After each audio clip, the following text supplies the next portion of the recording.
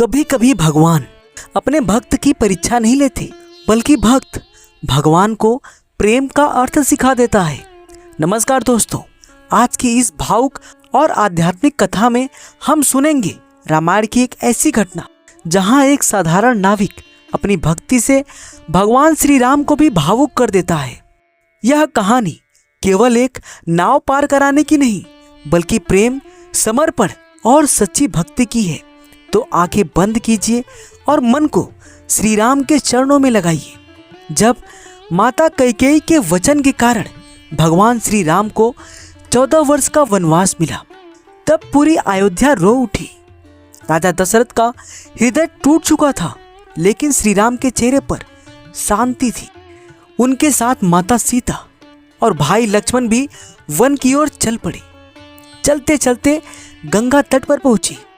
वहां नदी को पार करने के लिए नाव की आवश्यकता थी, और वहीं रहता था एक गरीब लेकिन भक्तिमय नाविक, जिसे केवट भी कहते हैं। जब केवट को पता चला कि स्वयं भगवान श्री राम उसके घाट पर आए हैं, तो उसका हृदय आनंद से भर गया। वो दौड़ता हुआ आया और दूर से ही हाथ जोड़कर बोला, प्रभु, मैं जानता हूँ आप कौन हैं। आपके चरणों की धूल में इतना चमत्कार है कि पत्थर भी स्त्री बन जाए। केवट इशारा कर रहा था माता अहिल्या की ओर, जो श्री राम के चरण स्पर्श से पुनः जीवित हुई थी। फिर केवट मुस्कुराकर बोला, मेरी नाव तो लकड़ी की है प्रभु। अगर आपकी चरण धूल से यह भी किसी सुंदर स्त्री में बदल गई, तो मेरा परिवार भूखा मर जाएगा। यह सुनकर लक्ष्मण भी थोड़े क्रोधित हुए। उन्हें लगा कि केवट मजाक कर रहा है, लेकिन प्रभु श्री राम मुस्कुराने लगे, क्योंकि वे समझ चुके थे कि यह नाविक साधारण नहीं, एक सच्चा भक्त है। केवट ने हाथ जोड़कर कहा, प्रभु, पहले मुझे आपके चरण धो लेने दीजिए, फिर मैं आपको नाव में बैठाऊंगा। भगवान श्री राम ने प्रेम से अनुमति दे दी। केवट ने एक छोटे पात्र में जल लाया और बड़े प्रेम से श्री राम के चरण धोने लगा। उसकी आंखों में आंसू बह रहे थे, मानो उसे संसार का सबसे बड़ा धन मिल गया हो। वह बार बार चरणों को अपने सिर से लगाता और मन ही मन कहता, आज मेरा जीवन सफल हो गया। फिर केवट ने श्री राम, माता सीता और लक्ष्मण जी को नाव में बैठाया।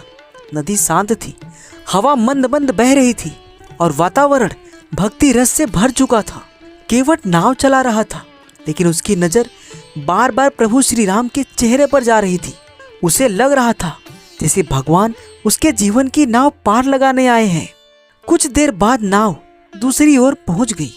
जब गंगा पार हो गई, तब माता सीता ने अपनी अंगूठी उतारी और केवट को देने लगी, लेकिन केवट पीछे हट गया। माता, आज मैंने कोई मजदूरी नहीं की, आज तो बस एक नाविक ने दूसरे नाविक को पार लगाया है। यह सुनकर सब आश्चर्य से उसकी ओर देखने लगे।